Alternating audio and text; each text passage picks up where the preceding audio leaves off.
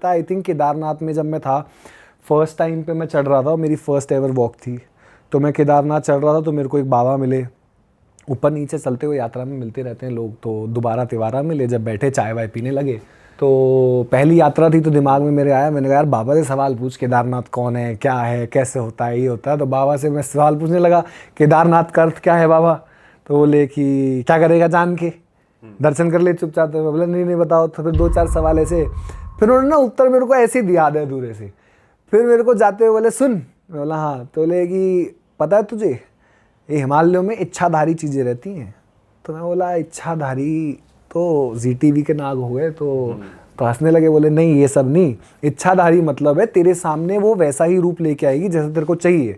क्योंकि अगर मान लो कि मेरे को पहाड़ी ऊपर चढ़नी है और मेरे को कुछ ऐसा मान लो साधु आ जाए, ये आ जाए या फिर कुत्ता आ जाए जिसको देख के मैं रुक जाऊँ, तो मैं संतुष्ट हो गया हूँ, तो मेरी इच्छा पूरी हो गई है। मेरी इच्छा पूरी हो गई तो मैं आगे नहीं जाऊँगा, आगे जाऊंगा तभी तो खोज होगी ना, आगे जाऊंगा तभी तो पता चलेगा और क्या है जीवन में। बट अगर इच्छाएं पूरी होने लगेंगी इंसान की तो इंसान आगे जाएगा ही नहीं। तो बोले इच्छा था, वो फूल भी हो सकता है, कुत्ता भी हो सकता है, कोई साधु संत भी हो सकता है, कोई भी हो सकता है, बट वो तेरे को कोशिश करेगा तू आगे ना जाए, तेरी इच्छा यहीं पूरी हो जाए। क्योंकि तू आगे जाएगा तो और खोज करेगा तुझे और कुछ नया मिलेगा, फिर तू दुनिया से दूर जाने लगेगा। तो बोले अब मैं बोला ठीक है। चढ़ के हम लोग केदारनाथ पहुंचे। जब केदारनाथ में पहुंचा तो केदारनाथ पे मेरे को वासुकी ताल के बारे में पता चला कि वहाँ पे वासुकी नाग आते हैं जो महादेव के गले में है। और जब पार्वती माँ और महादेव की शादी हुई थी तो उनको ब्रह्म कमल दिया था नारायण ने वहाँ पे, तो वहाँ ब्रह्म कमल भी उगता है। कितना दूर है वहाँ से? वहाँ से 8 किलोमीटर बिल्कुल स्ट्रेट हाइट है। अच्छा। और 2 पहाड़ चढ़ के एक पहाड़ उतरना है केदारनाथ से। मतलब ये केदार है, हाँ। ये भैरव बाबा है, और लेफ्ट में आप जब ऊपर जब चढ़ोगे तो वासुकी ताल का रास्ता जा रहा है। तो रिकमेंडेड यही है। मेरे को भी लोगों ने ये बोला था कि अकेले मत जाओ, क्योंकि 2-3 बजे ही दिन में भयंकर बादल होने लगते हैं, टेम्परेचर गिरने लगता है, हवा बहुत तेज़ चलती है। तो स्पेशली अगर किसी को आदत नहीं है हाइकिंग ट्रैकिंग करने की तो मैं बिल्कुल ही रिकमेंड नहीं करूँगा। मतलब 5-6 बंदे कम से कम होने चाहिए कि आप लॉस्ट ना हो। हाँ। और एक छोटी सी गलती हो आप सीधा मंदाकिनी में नीचे जा सकते हो। तो मेरे को भी एक बंदा मिल गया था जाते हुए। फिर हम लोग चढ़ते चढ़ते तो 12-14 बंदे हो गए थे कम से कम। कोई इधर से चढ़ रहा है, कोई इधर से चढ़ रहा है। तो मैं सबको यही बोला था कि अकेले मत जाना। तो ग्रुप बना। वासुकी ताल के जैसे हम लोगों ने दर्शन किए, हम लोगों ने देखा यार वासुकी ताल आ गए। वो एक तालाब है। तालाब है, हाँ, बहुत बड़ा तालाब। मतलब नहा सकते हो आप, बट इट्स अ सेक्रेड तालाब। तो लोग मना करते हैं आप अपना ऐसा छू लो वो कर लो, तो it is a very sacred thing. नहा आप सकते हो, ऐसा कोई मंदिर नहीं है उधर, कोई मंदिर नहीं है। वो ताल अपने में पवित्र है। बट सीनिक ब्यूटी कैसी है? वो बढ़िया बहुत ही, मतलब that is surrounded by the utter Himalayas. उससे ज्यादा सुंदर कोई ब्यूटी नहीं है। मतलब वो ऐसा लगता है कि यहाँ से कोई गेट है, यहाँ से जाना है भगवान के पास। झूठ नहीं बोल रहा मैं, यहाँ कोई रहस्यमय गेट छुपा है जो पहुंचा देगा। कुछ नहीं है। तो जैसे पिक्चरों में नहीं दिखाते डायमेंशन की 2 कदम शायद वहां रखो, स्वर्ग आ जाएगा। कुछ ना कुछ तो है यहाँ पे। तो क्योंकि जब आप ऊपर से उस ताल को देखते हो तो वो सारी पहाड़ियों से हिमालय की घिरा हुआ है, और छुप के है ना 2 पहाड़ी पीछे है वो, और ताल बिल्कुल नीला ताल। वहाँ की एनर्जी कैसी थी? बहुत ही स्ट्रॉन्ग। मतलब 2:30-3 बजे के बाद आपको लगेगा कि यार चलो अब चलते हैं, ज़्यादा हो गया। अकेले जो लोग रुके हैं आए तो उन्होंने कैसे रुके होंगे, रुके हैं, एक आधा लोग रुक जाते हैं, ऐसी बात नहीं है। पर मैं रिकमेंड नहीं करूँगा क्योंकि हवा बहुत तेज़ चलती है, सब कुछ रात को कुछ नहीं है, तालाब है बस पानी पीने के लिए। बाकी बात रही नहाने की, तो हाँ एक डिप ले सकते हैं, एक सेक्रेट डिप ले सकते हैं, जैसे हम लोग गंगा जी में लेते हैं या नर्मदा माता में लेते हैं। तो उसमें कोई पर स्विमिंग करना, उसको वो करना थोड़ा वैसा हो जाएगा। मतलब उसको तौहीन जिससे बोलते हैं कि एक परिवार गरिमा डिसरिस्पेक्ट हो जाएगी, क्योंकि उसकी गरिमा है अपनी। तो वहाँ पे नहाना धोना थोड़ा, और आदमी नहा ही नहीं पाएगा, इतनी ठंड होती है वहाँ। तो जब मंदाकिनी में नहीं नहा पाएगा तो उधर तो बहुत ही सॉलिड आदमी नहाएगा। हाँ। तो क्योंकि हो सकता है ठंड चढ़ जाए, एकदम बीमार पड़ जाए आदमी। But coming back to the point, हम लोगों को ताल पे 2 साधु मिले, और एक साधु ने बिल्कुल ऊनी कपड़े बिल्कुल सब पहना हुआ है कि पता चल रहा है कि भाई ठंड है यहाँ। और दूसरे साधु ने एक कपड़ा लपेटा हुआ है ऊपर से नीचे, और नीचे जो है ब्लैक कलर की फ्लाइट की चप्पलें पहन रखी हैं जो ऐसी वाली आती हैं। और ठंडी नहीं लग रही है, और हवा चल रही है, ठंड से ज्यादा हवा चल रही है। आप इतनी ऊपर और सर सर करके हवा चल रही है, वो ज्यादा हालत खराब कर रही थी। और मैंने तो -5 डिग्री की जैकेट पहनी हुई थी, वो भी इनर विनर डाल के, तब मेरे को ठंड लग रही थी। हाँ। तो मैं बाबा को बोला, मैंने कहा बाबा आपको ठंड नहीं लगती? तो कुछ बोले नहीं, ऐसे बस हाथ हिलाने लगे।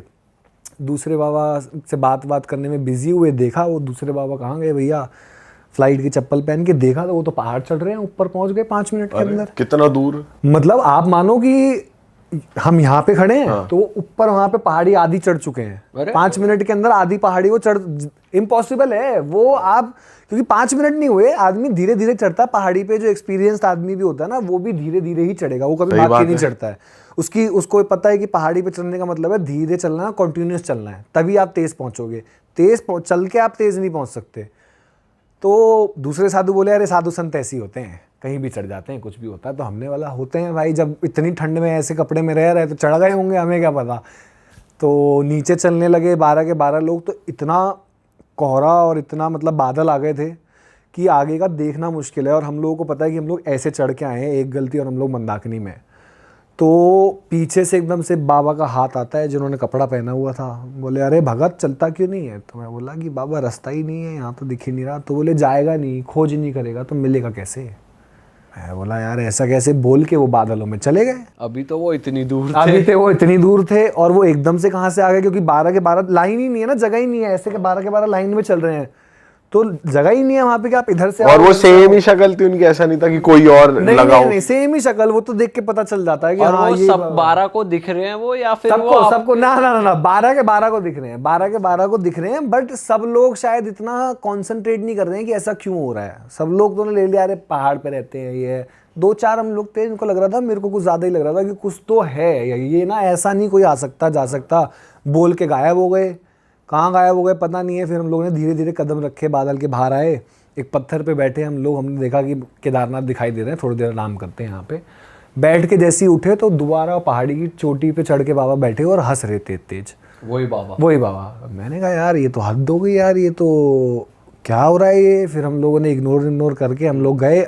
अब क्या हुआ कि मैंने तंबू लगा रखा था, जो लोग मिले दोस्ती हो गई उनके साथ। बोले चल यार हमारे साथ सोना, कल सुबह साथ चलेंगे रूम में। मैं बोला ठीक है। तंबू वम्बू बांधा, सुबह जाने लगा। तो मेरे को केदारनाथ से बद्रीनाथ जाना था। तो मेरे को मन में इच्छा है कि महादेव के पास आया तो नारायण के पास भी जा।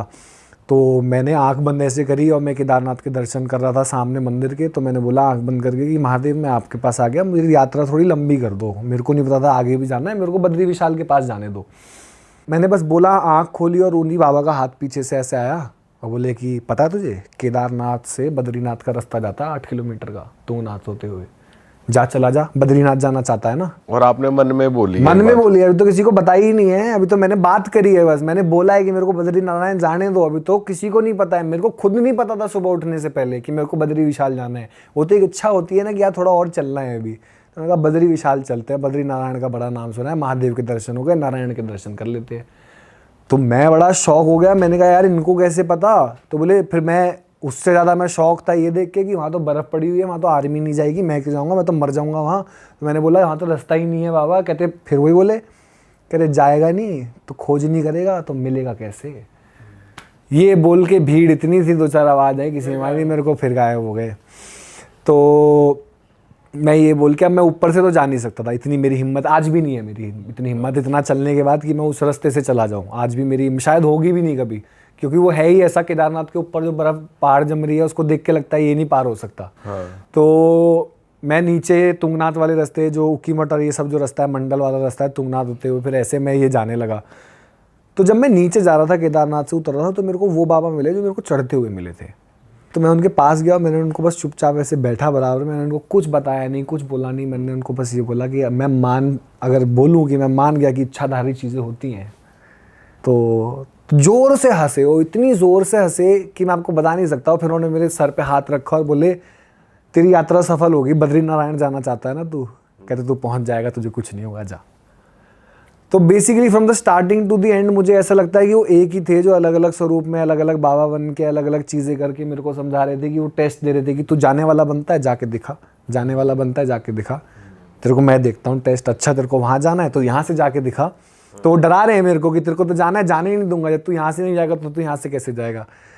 तो पर एक मन में होता है कि नहीं यार जाना तो है पर वहाँ से नहीं जाना। पर मन तो इतना स्ट्रांग है, बट उतना भी नहीं है कि आर्मी वाला बंदा नहीं हूँ कि मैं वो पार कर जाऊँगा, तो जाना तो है ही। तो एट दी एंड मेरे को ये समझ में आया कि कुछ साधु संत ऐसे होते हैं कि वो किसी भी रूप में, किसी भी स्वरूप में कैसे भी आ सकते हैं, कैसे भी उनका कुछ भी हो सकता है। और यही एक उनकी चीज़ है। मेरे को लगा स्टार्टिंग से एंड तक वही थे, बस चेहरे बदलते रहे साधु के, एरिया बदलते रहे, पहाड़ी भी वही थी, हिमालय भी वही थे, इच्छाधारी।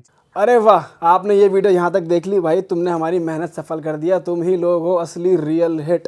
और अगर आपको बहुत मजा आ रहा है ऐसी क्लिप्स में, ऐसी वीडियोस में, तो फटाफट जाइए प्लेलिस्ट पे बिंज वॉच कीजिए, सारी वीडियोस देख डालो और मौज काटो। That is it. हम मिलेंगे नए पॉडकास्ट में, नए क्लिप में। Till then bye bye, see you, take care, do subscribe.